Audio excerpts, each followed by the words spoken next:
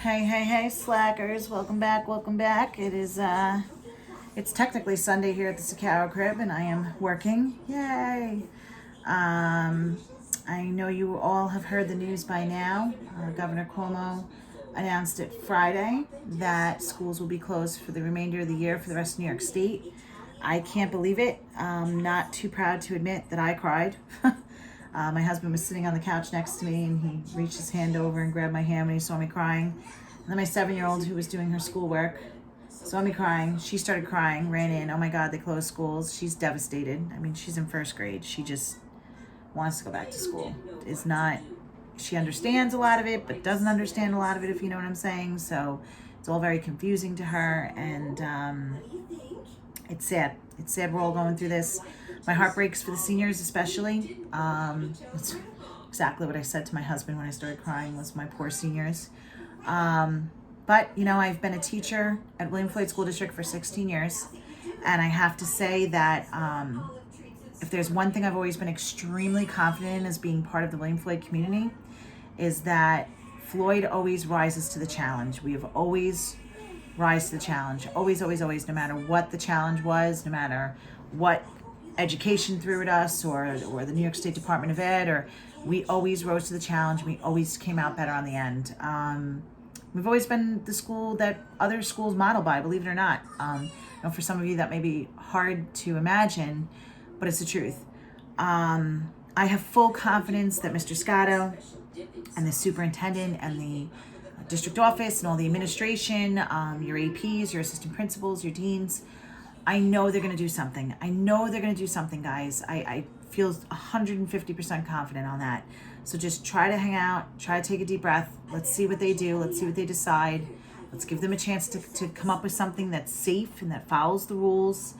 It's just a matter of when and how they're going to do it. So these things take time. Try to be patient. It's only May 3rd, and they just came out with this decision 2 days ago. So fingers crossed, okay? I feel confident that something will come out of this, something good, okay? Something for the seniors, especially. You know, and I don't mean to not include the other kids who want to go back to school, who miss sports, who miss their friends, who can't stand being at home. Home is not great. I'm not trying to disclude you from, I feel bad for you, because I talk about you guys all the time too to my husband. And my family, and it makes me upset, and I worry about you all. But the seniors are the ones getting the hard hit this year, you know? So let's see what happens. All right, so what are we going to do? What's the game plan for this week? The game plan is video lesson 13. We are going to go over the homework from lesson 12. And here it is.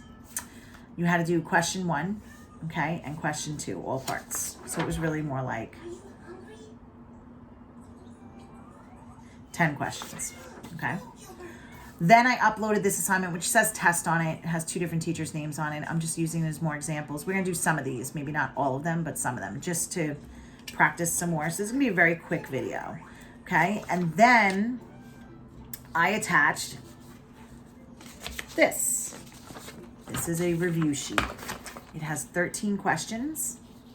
This is your homework for video lesson 13.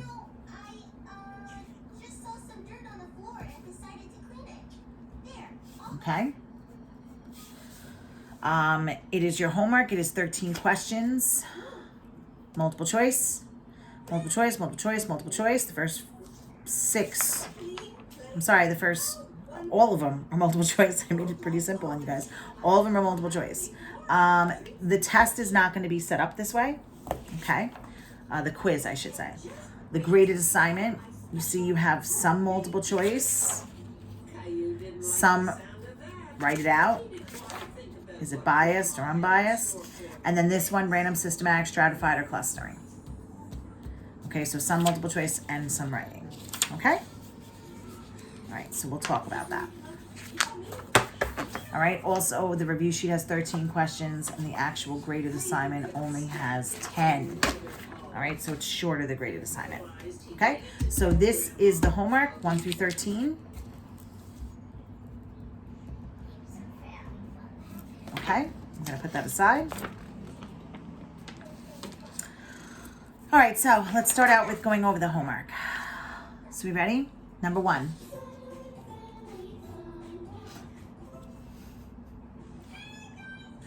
Modern Managed Hospitals is a national for-profit chain of hospitals.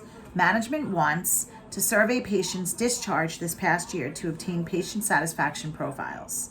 They wish to use a sample of such patients. Several sampling techniques are described below. Categorize each as random, systematic, stratified, cluster, or convenience sampling. So basically they want to know what was the customer satisfaction in a hospital? What was their experience? Was it good? Was it not good? What made it not good? A lot of hospitals actually make you fill this out. They mail it to your house. Most people don't even bother because they were sick. They're still sick. They don't have the time. Blah, blah, blah. I'm going to be honest. Anytime I brought my kids or myself, I don't think I've ever filled it out. If they ask me in the hospital, I'll do it right there. When I had Ophelia, after the C-section, they had me fill it out right there, and I did it. That's the best way to conduct a study, is have them do it on the spot. Because if you send it to their house, real life hits and you can't do it. All right, so basically they give you 1, 2, 3, 4, 5 different ways to how to run this sample. So the first one says, obtain a list of patients discharged from all the hospitals. Divide the patients according to how long they stayed. 3 days or less, 3 days to a week, 1 week to 2 weeks, or more than 2 weeks. And you draw a random sample from each group. So you take all the hospitals, which is a big population, and you divide them up into random samples based on how long they were hospitalized for. So that's dividing up the big group into little groups based on categories. Okay, whenever you talk having a big population, dividing it into random samples, that narrows it down to stratified or clustering. So who remembers what the difference is here? One has to do with the geographical area or location, and one is a category. Which one's which? Cluster is a geographical area or location or large school district. Stratified is when you break it up by category. Okay? So part B, obtain lists of patients discharged from all the facilities, number the patients, and use a random number table. Some way of a random number generator. Right, that's just random. Simple random. Or if you just write random, that's fine too. Randomly select some facilities from each of the 5 geographic regions, from 5 different locations or areas, and then survey all of the hospital's discharge lists. So they're basically going to break the hospitals up by area. So maybe on Long Island, they would do it by county, Nassau and Suffolk. Or they do it by North Shore hospitals versus South Shore hospitals. Or they're going to do it by hospitals closer to the city, hospitals closer to Suffolk County, Nassau County border, hospitals over here, Suffolk County hospitals closer to the border, and then Suffolk County hospitals out on the East End. Okay, but that's by geographical area or location. So that has to be clustering. At the beginning of the year, instruct each facility, each hospital, to survey every 500th patient that comes out. So for a year, every time you're number 500, you're the 500th patient to be discharged, then they're going to ask you to take a survey. That's systematic. There's a system in place. Okay? Instruct each hospital to survey 10 discharged patients this week and send in the results. Well, that's convenience sampling. Because you're already random sample when you're discharged from the hospital. Like, for instance, if and when I get discharged from the hospital when I have my C-section, I could be one of the 10 people discharged that day. I got discharged from having a C-section. The person before me could have gotten discharged from having COVID. The person before them could have been discharged after having heart surgery. The person before them, if they allow us to have elective surgeries again, the person before them could have been discharged from having their broken arm casted. Okay, we're all a random sample. I could be a female, age 38, I'm white, I'm Christian, I'm Catholic. The person before me could be Hispanic, could be in their 20s and be a male, and could be Protestant for all I know. Even though I think most Spanish people are Catholic, so that's a bad example, but whatever. Now I'm stereotyping. This is how I get myself in trouble. So it's a convenience sample because it's already random and unbiased. When you look at the number of people being discharged, like you could just take the first 10 people being discharged and it's already a random, conveniently random, unbiased sample. Okay? All right, so hopefully that clarified the 5 different sampling methods or techniques. Somebody asked me, like, are these techniques or are they methods? Same thing. If you Google sampling techniques or if you Google sampling methods, these are the 5 different ones you're going to come up with. Random, systematic, stratified, clustering, and convenience sampling. Okay? All right, number 2, we switch gears. We talk about biased versus unbiased. So biased, is it fair or unfair? I always want to say unbiased is unfair because they're both uns. That's not true. Don't fall into that trap. Biased is the one that's not fair. If I'm biased towards my students, I play favorites. And nobody likes that teacher, right? Everybody hates the teachers that play favorites. I'm so far from that, as you all know. I love everybody. I'm a lover, not a hater. I don't care if you're the dorky, nerdy student that nobody talks to, the loud, obnoxious student that nobody can stand, the jock that everybody in the school knows and is friends with, quote unquote, the cool kid, the not cool kid, the smelly kid, the tall kid, the short kid. It doesn't bother me. I'm Sakaro that way, as you guys all know. So I am completely unbiased. I don't play favorites. Biased is you're fake. It's not fair. Okay. In a teaching sense, it's the teachers that you guys can't stand when they have favorites. Okay. Okay. So think about it this way. They want to know what's the source of bias in each of these examples. So they're saying right off the bat, all of them are biased. But what is it that makes it biased? What is it that makes it unfair? Okay, so a uniformed police officer interviews a group of 50 college freshmen, meaning they're first-year college students. He asks each his or her name and if he or she has used an illegal drug in the last month. They're first-year college students, and he asks them their name and if they've been partying, taking part in extracurricular activities. By the way, crack is whack, say no to drugs. So what would the bias be there? If I'm running a study, let's say my study is, I want to know how many people ages 18 and 19, 18 and 19-year-olds have taken drugs in the past month. Is it the best way to go to a college campus and ask first-year college students, have you taken drugs? You think that's biased or unbiased? They're telling us it's biased. Why? Okay. I think some of you are probably dancing around it. Because statistically speaking, what do people commonly do in college? Especially the younger college students, when they first get there, it's like, woohoo, I don't live with my parents anymore, I could be crazy. What do? Party Central.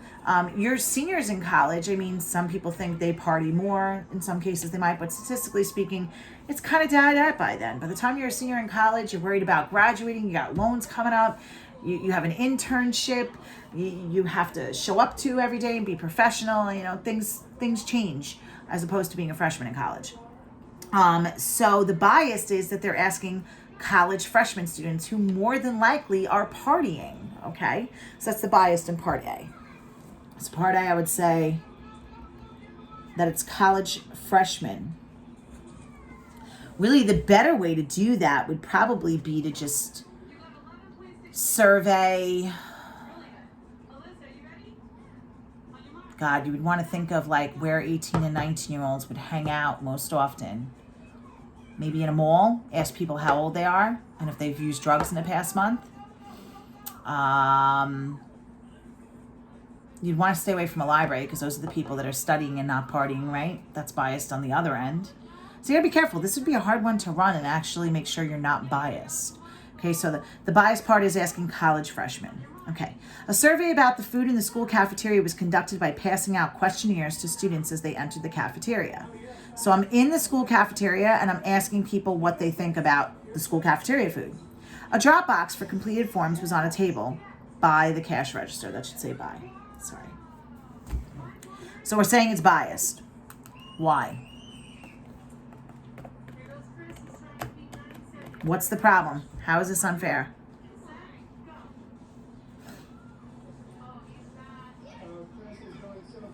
Well, I say one problem is where they're asking to collect the survey. It's where people pay. So you're asking people to fill out the survey and hand it in before they even eat the food. That just doesn't make sense, right? Basically, that's a bad place to put it, and it's just a bad way to run a survey.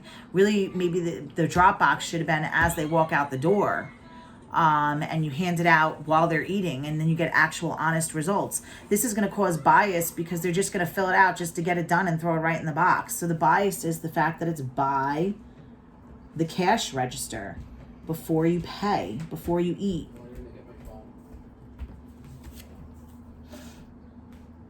Okay. In a census in Russia, 1.8 million more women than men reported that they were married. So in Russia, they're saying so many more women said they were married than men. Well, that doesn't make sense because if they're married to men, it should be a more similar number. Okay. So where's the bias in this?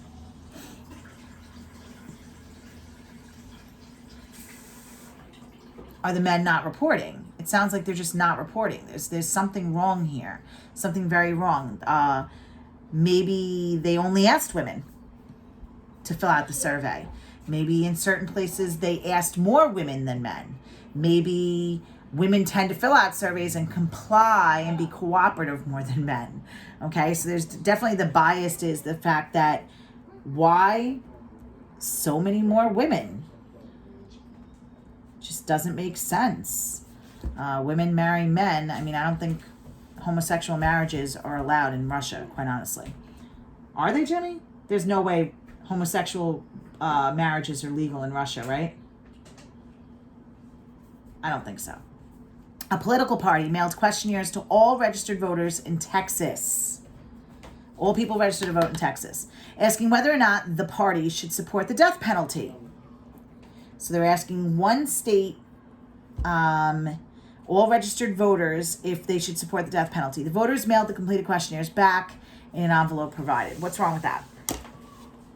What do we know? We hear this a lot, especially you guys probably are more familiar with it than any other generation has been in the past. You have blue states and red states. What the hell does that mean when they talk about blue states and red states? Well, blue states are Democratic states. It's one political party. And red states are Republican states. That's a different political party.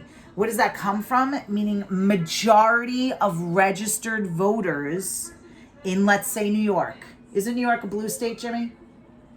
New York's a blue state, right? We're more Democratic. Yeah. So majority of voters in New York are registered as Democrats. Whereas if you go to Texas or Florida, they're red states. Majority of voters are Republicans.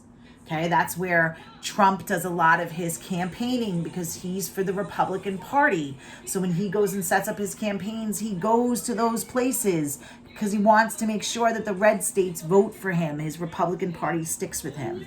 So the bad thing about this is if you're asking registered voters in just one state what they think about the death penalty, well, usually political parties are pretty strict on things like death penalty, abortion, women's rights, voters' rights, immigration.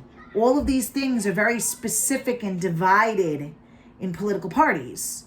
So if you're asking people who are registered to vote for one party or the other what they think about the death penalty, for instance, they're going to say what they believe and associate which party with that they associate with.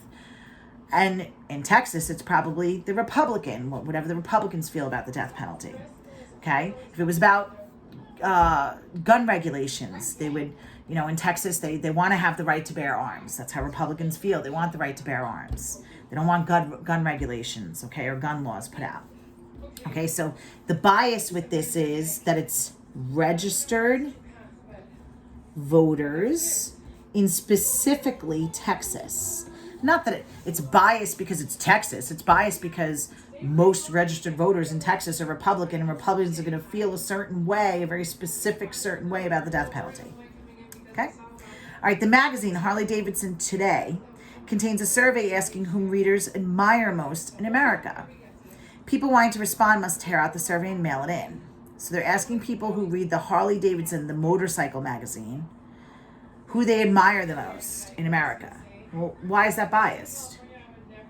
Well, you're asking people who, as a hobby, are in a motorcycle club. Like that's their thing that they do. They're a motorcycle club. So probably the person they admire the most is going to be somebody like that, right? It'd be like going to Yankee Stadium, standing outside and asking them a survey on who they admire the most. And they're probably going to say somebody like Derek Jeter or, a Yankee. You understand what I'm saying? So that's very biased because of it's the Harley Davidson magazine. Okay? So you're pinpointing a specific type of people that have a specific hobby. Okay, so hopefully that clears up the homework. A couple more minutes here and we'll be done. Which of the following is not a method of sampling a population? So now I'm going to do this on a separate piece of paper. This is the answer key for the sampling test. I'm going to put sampling test in quotes here because it's not our test. We're not taking it as a test. I'm just using it as examples. Okay, so number 1. Which of the following is not a method of sampling a population? So we know that the methods, there are 5 of them: random, systematic, stratified, cluster, and convenience. Right, D, I've never heard of that before. Simulation, WTF. I have no clue. All right, number 2. It says, which of the following strategies would produce sampling bias in a study of morality? Like if you have good morals, then you wouldn't go to the grocery store and hoard 5 million pounds of toilet paper so that everybody else can't wipe their butts clean. Okay? Or, if you have good morals and you do have extra toilet paper and you know somebody who needs it, you offer it to them. You offer it to a person in need. That's good morals. Okay? So it produces a sampling bias in a study of morality. Selecting every 4th student arriving at school. Selecting every 4th person leaving a church. Selecting every 4th person in the phone book. Selecting every 4th person entering the mall. That should be 2 L's. Sorry. So which one would be unfair for morals? It would lead you down one path for morals. I would say the church, right? Because churchgoers feel a very specific way. And it doesn't matter which church you go to. They believe in their faith. They believe in their behaviors, their codes that they believe are the way to live, okay? So that would definitely be the one that would be biased. Choice B as in Bob. All right, number 3. Which sampling technique numbers each element in the population and then chooses every 3rd element? If it's every 3rd, every 5th, every 10th, every 500th, there is a system in place. So that is what? B as in Bob. It's systematic. Let's keep going. Number 4. Which sampling method selects a pre-existing or natural group? Something that's already conveniently there. Which sampling method selects a pre-existing or natural group? I would say that's random. Choice A. I don't really like that question because I would have went more for convenience. And that's why I'm not using this as the test. I would say that's more convenient sampling. If it's natural, it's convenient. Okay, so number 5. Which sampling technique uses a table of numbers to choose the elements? Table of numbers, that is definitely random. Choice A. Okay, number 6. Which sampling method divides the population into subgroups and chooses randomly from these groups? Again, bad question. This is why I'm not using this test. I need to know more information here. Like, what are these groups based on? If they're not telling me if it's a geographical location or categories, it's hard to choose. In this case, if I actually gave this test in class, I would accept stratified or clustering as an answer because both of them is taking a large population and choosing random samples from that big population, smaller groups. So really, stratified or clustering would work. Just for the sake of discussing it in number 6, okay? I would say both of them are right. Stratified and cluster in this case. It's a bad question. Stratified is a geographical area or location. Clustering is a category. So do they divide it up by gender? Do they divide it up by race? Do they divide it up by age? That would be clustering. Do they divide it up by town, city, state? That's strata. Oh my God, I wrote these backwards. Oh, said them backwards. This is cluster, geographical area or location. See, I was on fire until then. This is stratified. Stratified is a category, cluster is an area. Okay.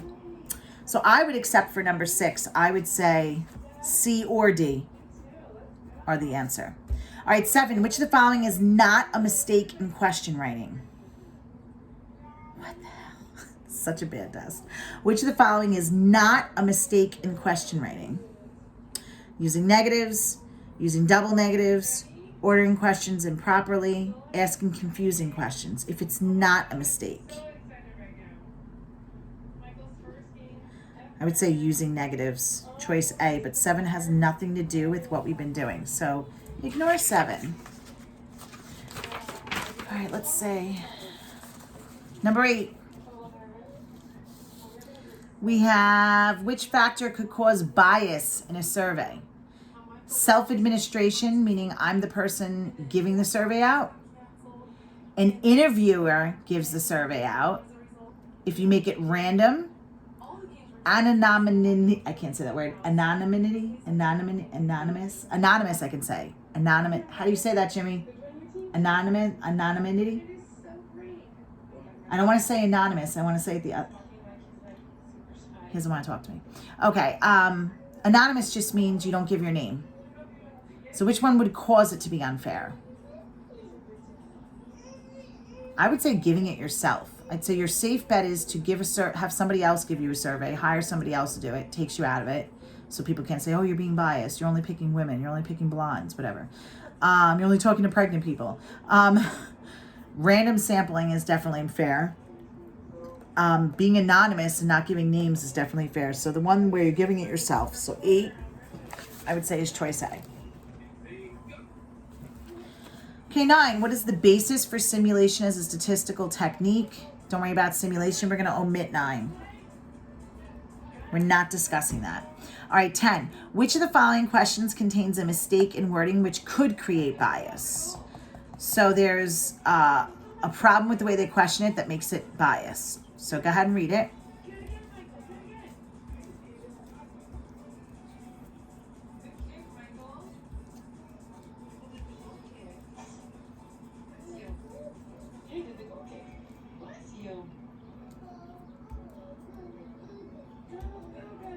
Okay, if you read them over, you have, how often do you listen to radio station WGFR? That's just asking a plain question, like, how often do you listen to that radio station? Like, how often do you listen to 106.1?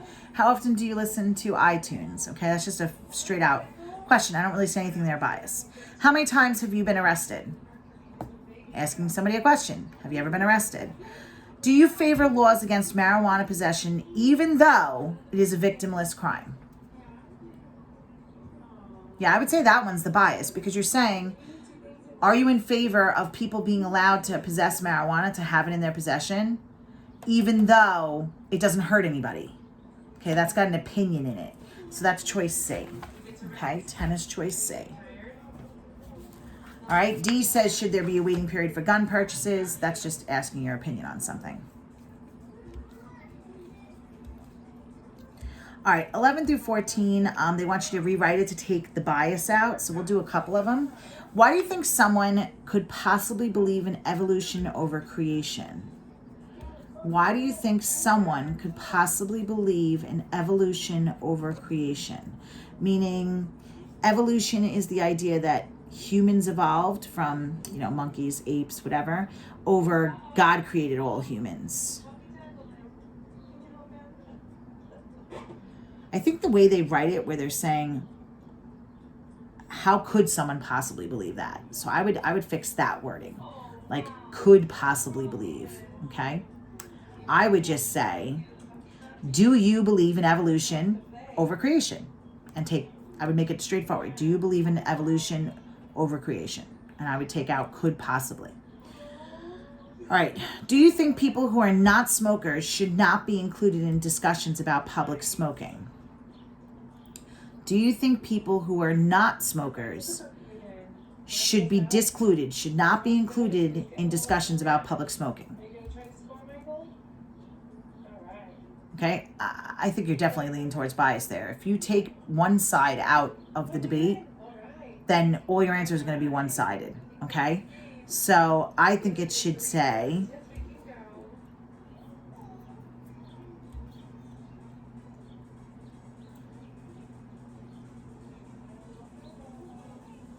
this one. I wouldn't even ask this question. I would say, are you a smoker? Yes or no? And then my second question would be, how do you feel about people smoking in public? Like outside of a restaurant, on the street, on a sidewalk, outside. Okay, so I would make this a two-part question. 13, are you in favor of a surcharge to pay for the health care of illegal immigrants?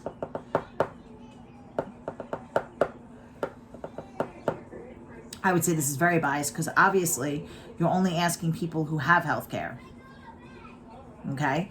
The only way you can get rid of the bias is if you ask everybody how they feel about healthcare for everybody. Forget about illegal immigrants. I would take illegal immigrants out of there automatically and just say, do you believe in healthcare for all? Okay? All right, which of the following is your favorite type of music? Country, classical, or polka? I wouldn't put in the types of music. I would take out the types of music. I would say, what is your favorite genre of music? What's your favorite type of music? Okay? The minute you start putting that in there, you're pinpointing and making people pick one of those. All right, so I'm going to call it quits on these 14. All right? It should kind of help you get your brains going on the homework that's due. Again, it's all 13 questions. They're all multiple choice. This is due Wednesday. Video lesson 14, I will go over these. And then I will attach the quiz Wednesday night for you to hand in by Friday. Remember, there are 13 questions in the review, but there are only 10 questions on the quiz. All right, my darlings, have a wonderful rest of the day. I hope you're enjoying the beautiful weather this weekend. Take care. Brush your goddamn hair.